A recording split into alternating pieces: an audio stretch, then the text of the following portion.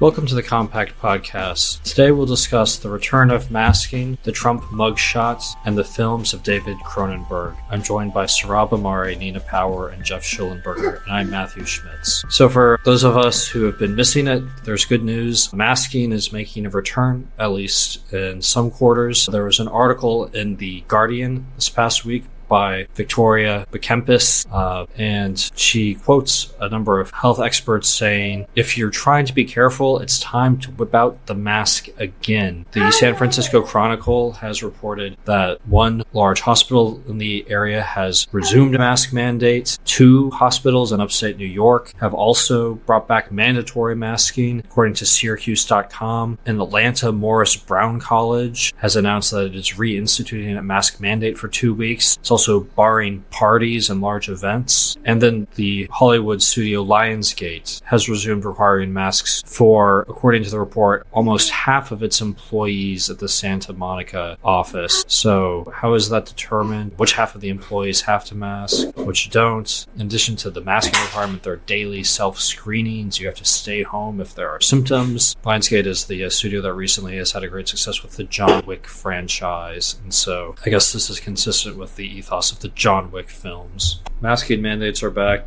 Is this just going to remain confined to a few of these more nervous institutions, or do we all need to brace to put back on our kind of face diapers or whatever you want to call them? I don't want to make too many confident predictions here. I'm guessing this may be a relatively limited thing. I mean, the Lionsgate studio has already lifted the mandate, apparently. It was heavily reported on when it was imposed. It's very weird. I haven't quite been able to get to the bottom of it. It seems that the LA County Board of Health, which is run by a complete lunatic named Barbara Ferrer, I believe, who is certainly one of the most fanatical and dangerous of these kind of deranged public health authorities who have been empowered in recent years, seems to have advised Lionsgate to impose this. And then at a certain point, I guess, they advised them that they could lift it. So it seems that it's been lifted already. Beyond that, there are sort of 2 other things. One is hospitals, which, I mean, I have a friend who's a doctor in the Bay Area, and I think it was really only a few months ago that the last mandate was lifted at many of these hospitals. So in other words, they already had mandates up until a few months ago, which were only recently lifted. So they've kind of been on a different timeline anyway. As far as the colleges, it's very odd. As far as I can tell, the only colleges that I can find that have reimposed these are historically Black colleges in the South. Morris Brown and I think Dillard in New Orleans seem to have done it. So I don't know exactly what that means, but it's notable that so far this action seems to be confined to historically Black institutions. That suggests to me, just if you look at the way this stuff tends to go, it's unlikely that the more elite or large, state institutions would be taking cues from these small colleges in the South. But beyond that, just kind of expanding the scope of the discussion, a week or 2 ago, you had Alex Jones claiming various things about lockdowns when they come back. And, when you saw this news, there were various people on the right and the sort of COVID critical center, I suppose, saying Alex Jones was right, blah, blah, blah. And I think maybe Alex Jones was not right. It's a very controversial statement. Then an interesting point that I've seen is sort of this, they're going to do this so that they can have mail-in voting next year and ensure that the election is secured for Biden. The masks are the first stage of this, gradual return to more complete restrictions, which will then enable mail-in voting to ensure a victory next year. I'm not sure this actually makes sense in practical terms, because if you think about how elections are run, they're run at the state level. So blue states are going to now do mail-in voting regardless, I'm pretty sure. That's just going to be how all elections are done. Red states are probably likely not to, although there may be some exceptions to that. And so there's going to be that polarization. So regardless of whether there's a pandemic, it's hard to imagine red-governed swing states are going to return to mail-in voting, although, again, there may be some variation in that. This basically means that we're down to blue-governed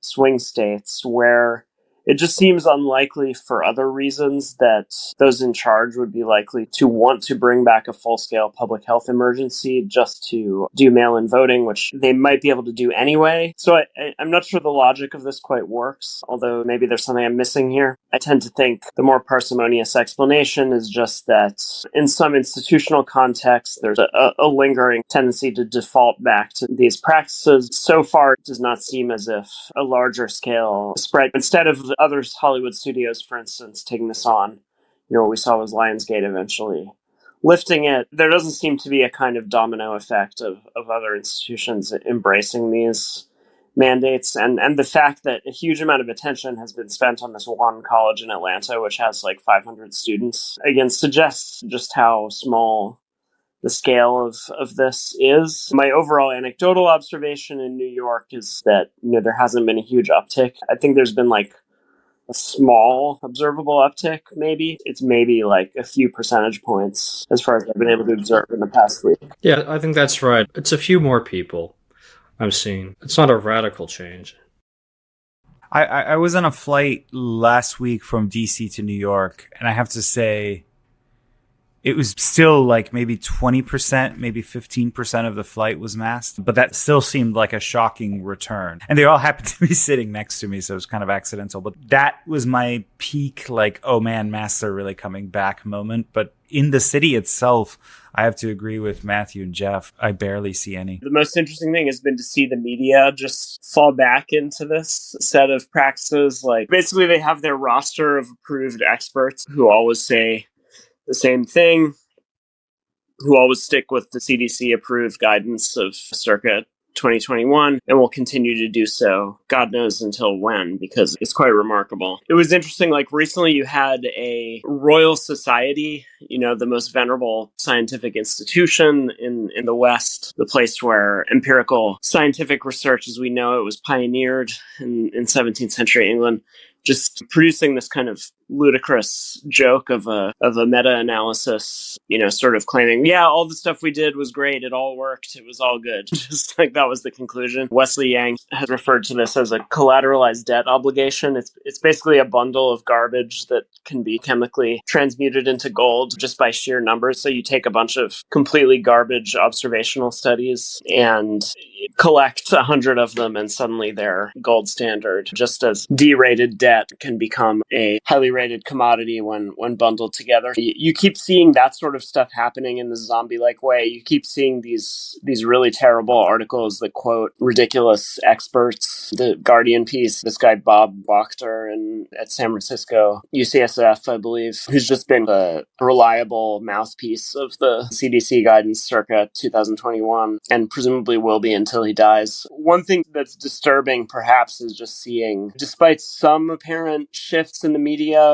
narrative where there was a certain degree of acknowledgement of the weakness of the evidence for some of these interventions, including masking and also the harmful effects of some of them, it does seem like there's still a defaulting into this complete garbage reporting. And then you have figures like the really execrable Mehdi Hassan. Nina, I mean, your country really did us bad by sending him our way. He's really just the most vile and repulsive figure in left of center media at this point, I would say. Remarkably did this. It's worth noting there have been a couple of school districts, interestingly in red states, Kentucky and Texas, that have already gone to remote learning. And that's, I'd say, far more disturbing than the minor mask mandates. And then you have someone like Mehdi Hassan bringing in one of these cherry-picked experts to attack the notion that there was anything wrong with shutting down schools. It's just astonishing. And basically just going on a tirade against people who were critical of shutting down schools, which, again, I thought that was one of the areas where there had been some shift in the consensus away from the extremes and towards a recognition of what had gone wrong and how terrible that policy had been. But yet we have a prominent pundit like Hassan going on a vicious tirade against anyone who was critical of shutting down schools for a year and a half. The media has not learned anything. It's still just as bad, and it will continue continue to parrot the same propaganda point. It's worse, I would say, even than the Democratic governing class. I think the Democratic governing class at least has a slightly more realistic sense of things, whereas the media is just trapped in this propaganda loop that it seems unable to escape from. Nina, do you want to take responsibility for Mehdi Hassan? No, not really. He was terrible when he was here. I think his reputation is one, not truth, not truthiness, something much less than either of those things. Somebody who's prone to sort of wild, hyperbolic claims. Yes, anyway. Well, I am sorry about that. I don't know why it got, America picked him up. I mean, to be fair, But he has that sort of Jeremy Paxman-esque quality as an interviewer that I think really impresses Americans because they've never seen anything like it. And so he kind of brings this style that comes from British media, but he's such a slippery and mendacious character. But I think he has this shotgun quality because he has this Paxman-esque interviewing style that really throws people off guard and makes all the libs really ooh and ah about how amazing he is. Yeah, we do have a solid line in sort of faux gravitas, I suppose we have to say. Just on the COVID front, very quickly, I haven't seen too many more people wearing masks. I think there's probably about 7% of the population, which probably corresponds to the form of neurosis, which takes hypochondria as a symptom. And that's been the case. Just a larger question or point, really, which is that I don't think the efficacy of masks has yet been determined. I mean, all of this is performance and sort of unscientific, it seems to me. I don't think that the masks have been shown to do anything. I mean, they're not enough to prevent airborne infection. A lot of this is the neurosis of the institutions themselves, we have to say, and the way in which that plays out in particular kind of psychological structures in a percentage of the population. And as you say, Geoff, this is completely encouraged irresponsibly by the media. The Daily Mail has just recently published a piece, however, saying that probably even most of the COVID cases and deaths during this period were not COVID. So this is one of the biggest newspapers in the UK and most widely read newspapers in the world, suggesting a very critical perspective on the whole few years that have just passed. Yeah, another thing worth noting in relation to that is you have all this stuff about COVID hospitalizations have doubled. Well, if you look at how they're determining this uptick, it's basically wastewater and quote-unquote hospitalizations. But at this point, hospitals are the only place where they're testing en masse. What that means is just that they are testing people who are in the hospital for whatever reason are testing positive for COVID at a higher rate. But then it's still presented remarkably as if this means that people are being hospitalized for COVID. All it means is positive COVID tests have increased in hospital settings. When there used to be mass testing, there was a way that you could at least compare the test positivity rate on the public as a whole with that in hospitals, whereas now there is no mass testing. So there's simply no other information about the extent of its spread. In a sense, that means that, unfortunately, the one metric that remains available is the one that most lends itself to hysteria, which is hospitalizations. Even though if you actually ask what they're talking about there, they will tell you what they mean is hospitalizations means hospitalizations with COVID or people in hospitals who test positive for COVID. So it doesn't mean people are being hospitalized. If anything, it means that COVID is spreading in hospital settings among people who are hospitalized for other reasons. So. Last week, maybe you've forgotten already, there was a Republican presidential debate. One candidate was notably not on stage. Donald Trump said last week he was being booked at the Fulton County Jail. He had his mugshot taken. It was quickly circulated online. Megan Garber, a writer for The Atlantic, offered one of the most widely discussed reactions. Her article, The Mugshot is a Warning, had the subtitle, Donald Trump's booking photo was supposed to be an exercise in humility. He turned it into a threat. Widely divergent reactions to this image, which seemed to overwhelm the debate. What did you guys make of the developments in the Republican race and the ongoing, maybe more significant legal case against Donald Trump? I'm with JD Vance on this. He recently tweeted something about the other candidates basically saying, yada, yada, yada, let's get to Trump v. Biden. We all know it's going to be Trump. And I think that's right. I thought that the Trump campaign quite brutally, but accurately and aptly describe the other debate as the undercard debate. It's just such a vicious phrase, but it's true. DeSantis is just fading into the camp of like middling candidates, both in terms of his polling numbers, but also on that stage. He just seemed very small. And the star of the night was Vivek Ramaswamy. And like, I disagree with him, but at least like you had someone up there who had fresh and interesting things to say. And then you had this bunch of like typical boring Republicans being like, well, if you look at my 5-point freedom plan, I have a growth and freedom plan. And like, no one cares. And weirdly, I think DeSantis sunk into that background instead of standing out.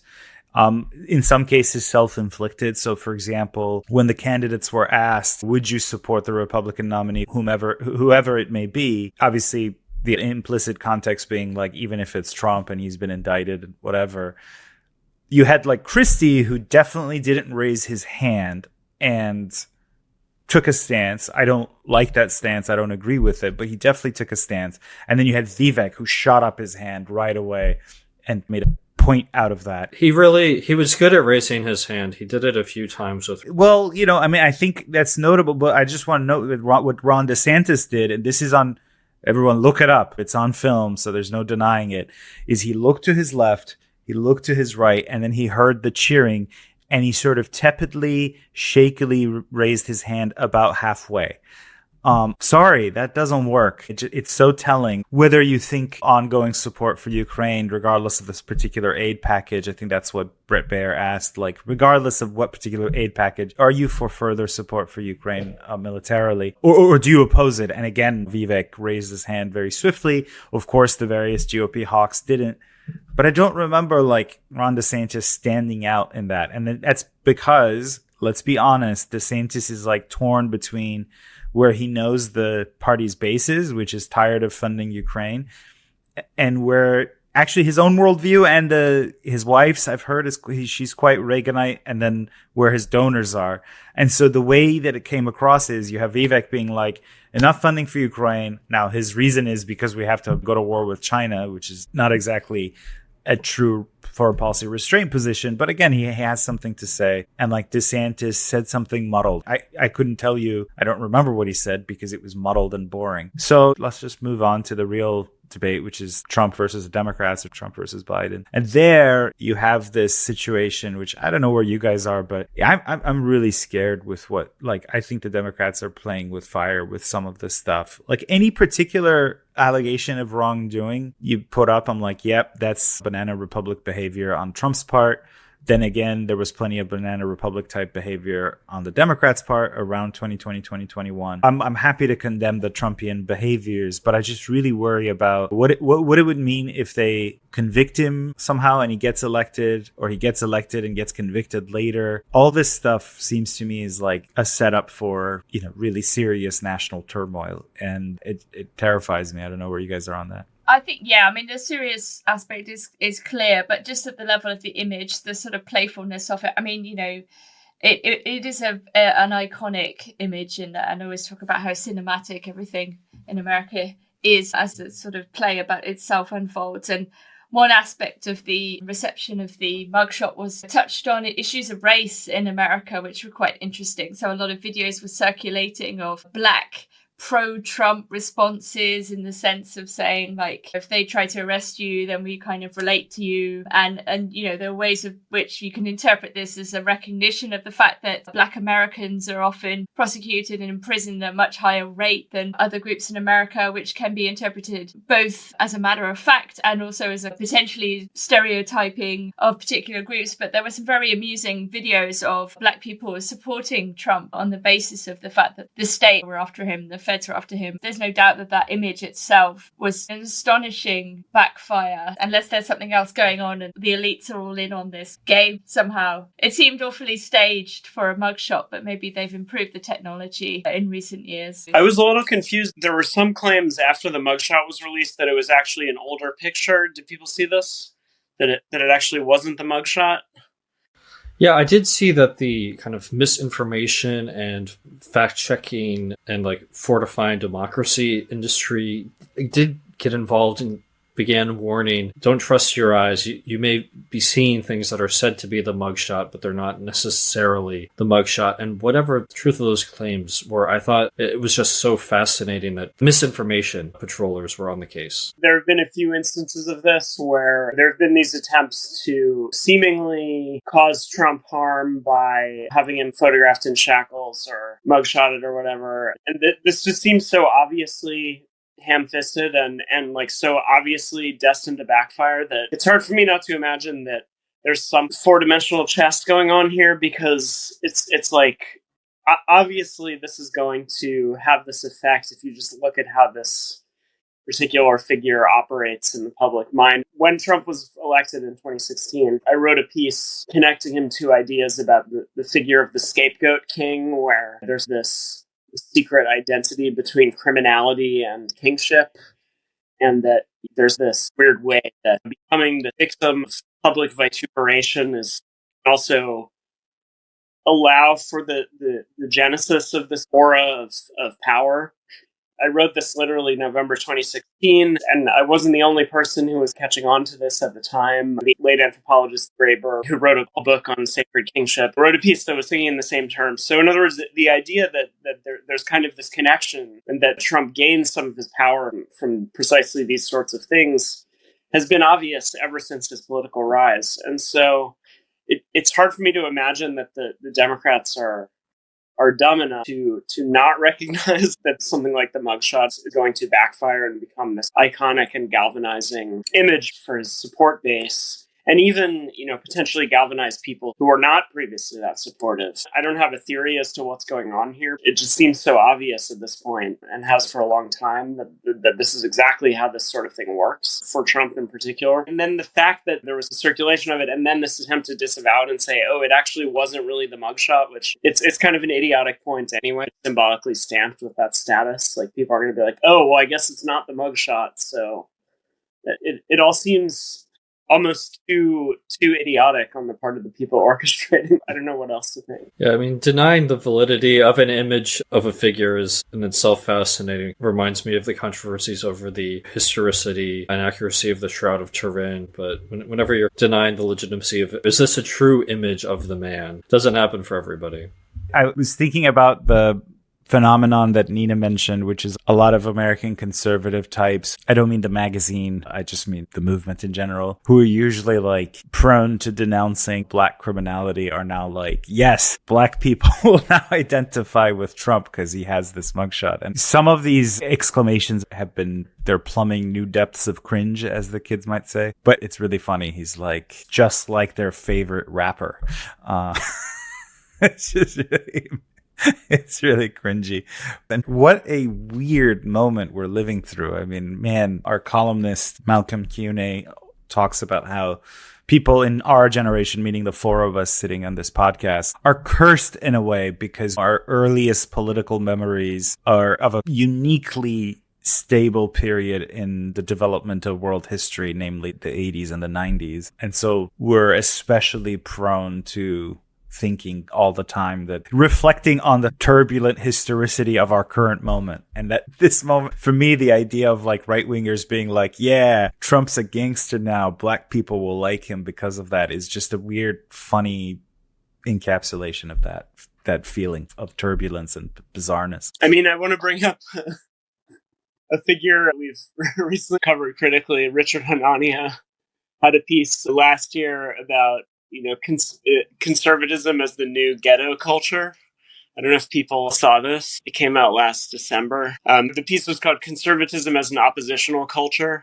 It was an interesting one in relation to what you were talking about, where, suddenly there was, oh yeah, Trump is cool because young black guys think he's like a rap star. And it's like, first of all, it's worth noting that Trump actually was referenced quite a bit in hip hop lyrics of the 90s and 2000s as a kind of aspirational figure of wealth and flashing a lot of gold and all those kind of. I think there is something that goes along with something Matthew has talked about, that there's kind of this difficulty as conservatism becomes more and more a low status movement and becomes more and more identified with kind of lower status sectors of American society. There's kind of this odd, on one hand, attempt to distance itself ever more by like emphasizing black criminality and so on.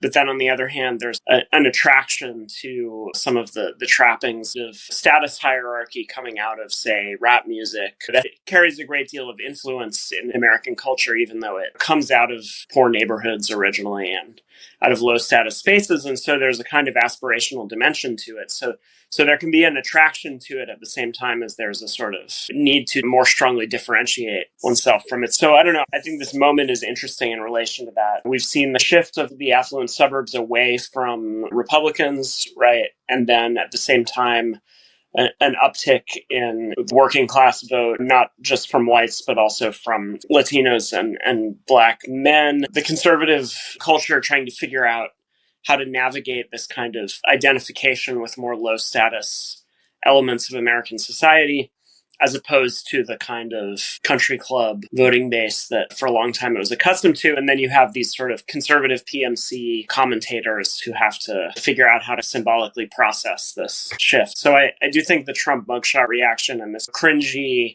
celebration of these TikTok videos from Black guys talking about how cool Trump's mugshot was is all part of that broader shift. Something that isn't in the headlines, but we've been talking about internally here, the films of David Cronenberg. Sohrab, you've been watching these. I think the kids are out of town, so you have a little more uninterrupted time. I think something most parents of young children can appreciate. What's drawn you to the work of this director? And I know that Nina and Geoff have some thoughts on him too. I was trying to figure out what in my Criterion collection I was in the mood for, and so I did a marathon of Cronenberg and then other things that are on Max. I had watched most of them already, in fact all of them, so it was kind of reruns. But I was struck by first of all, how tight of a plotter he is. Matthew knows this. I actually think that the capacity to do a conventional Hollywood script in which there is what's called the stakes are raised. Gradually, the stakes for the protagonists become higher and higher, and there's a clear antagonism and so on, which is a kind of craft element. But I actually think to be able to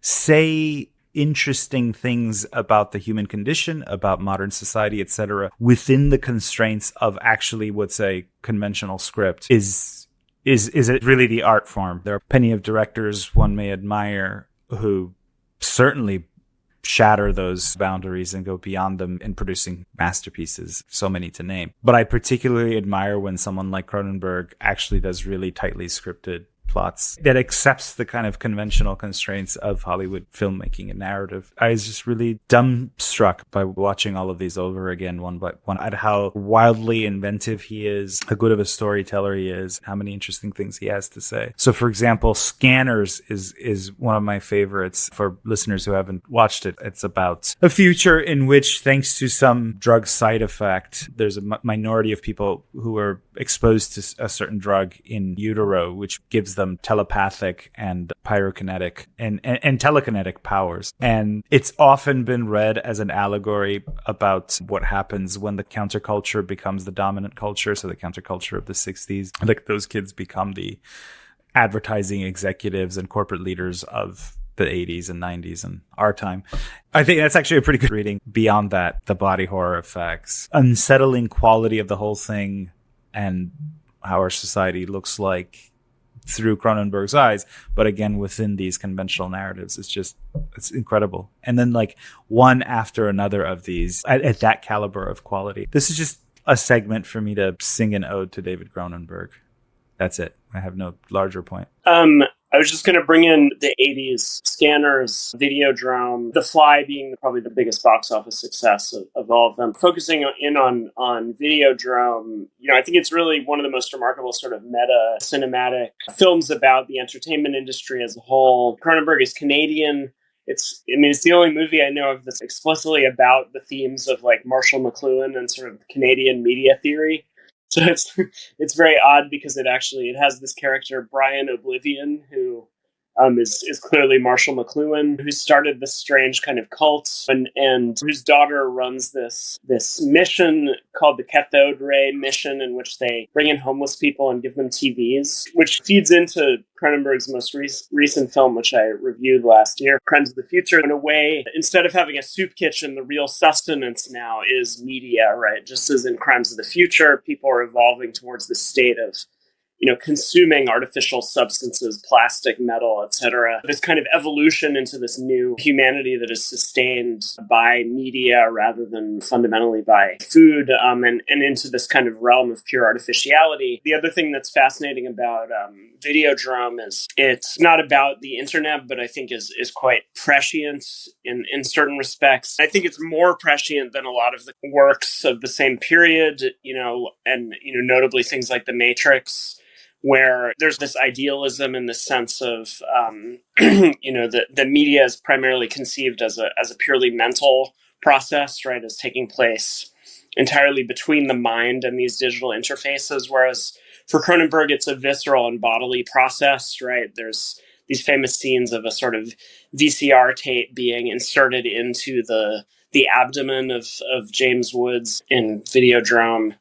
The way that, the media actually reshape and reconstitute our bodies. If you just think about, the mobile phone itself becomes a kind of appendage. The integration of the body with technology is a common thread of all of Cronenberg's work, notably his adaptation of Crash by J.G. Ballard, where the eroticism of the intermeshing of the body with the kind of machinery of the automobile, up to Crimes of the Future. But in Videodrome, it's really about how media viscerally gets inside you, viscerally in a literal sense, enters your sort of viscera. And it's also really interesting in terms of the mainstreaming of pornography, right? And the way that, ultimately, and this is the McLuhanite point of it, it centers around the discovery of this kind of secret snuff channel, right? Where basically there are just people being tortured on screen and tortured and murdered on screen. But ultimately, the point of that is not the content of the torture porn, but rather that it's what, enables these other signals to enter you, right? That in other words, what the torture porn does is that it functions on a formal level by breaking down your resistance to certain signals being sent by the media that allows, other things to enter you. So I think, this is kind of the key McLuhanite point that, ultimately it's not the content, right? It's not the horrifying content of pornography that's really the issue. It's the way that content reconstitutes you and shapes your relationship to all media, right? Yeah, and just very quickly on the Crash point, if you've read any of Ballard's science fictions and then you watch Crash, I don't think any filmmaker has come close to visualizing the Ballardian as Cronenberg has, this sort of cold, clinical quality, late 20th century, but looking into a darker future sense of the sort of alienation of the subjects, the way everyone often comments, I think it's on the fact that there's a kind of flatness to the way Crash looks. There's very explicit sexual acts going on, but there's this, Cronenberg himself comments that people came up to him and said, I was not turned on by this. And he's like, yes, that's the point. It's this voyeuristic quality is how you look at people doing very explicit things. There's a flat quality. It's very, very cold, very, very alienating. And it's supposed to be that way. But I don't think anyone has achieved kind of the translation of a Ballard science fiction into film. I mean, no one will top Cronenberg. So much so that the novelist himself told Cronenberg that your film is better than my novel, which is quite an astonishing compliment. But that coldness somehow speaks to our time more than maybe it did in the mid-90s when the film was made. I'm struggling to think of a filmmaker who is just consistently inventive like this, And then he turns his hand to a conventional crime drama with Eastern Promises, and it's just as good. Yeah, you guys pretty much covered it. I think it's clear Cronenberg's now 80. I think it's good to celebrate people while they're still with us. I would say we live in Cronenberg's century. Body horror that he depicts in previous decades is now our reality. And in that sense, he is not just a seer, but also, I guess, a kind of a diagnoser in the Nietzschean sense. When Nietzsche talks about philosophizing with a hammer, it's actually a tuning fork. People always get this wrong, but the tuning fork is the thing that you place to get the pitch of the age. And I think Cronenberg is very much this director. And that's why I think Crimes of the Future, which, Geoff brilliantly reviewed for us and we've discussed before, is in a way his response and his depiction of the potential attitudes, be they moral, aesthetic, to the age in which we already live. And so he comes at questions of transgenderism, for example, obliquely, because in a way they're already here and he knows it. And the relationship of Cronenberg to the reality of these things is also a very complicated one insofar as we are moved by the depictions of things we see, no matter or especially how horrific they are. So I think in that sense, he's one of our greatest artists. Well, thanks to Sohrab, Nina, and Geoff, and thanks to you listeners.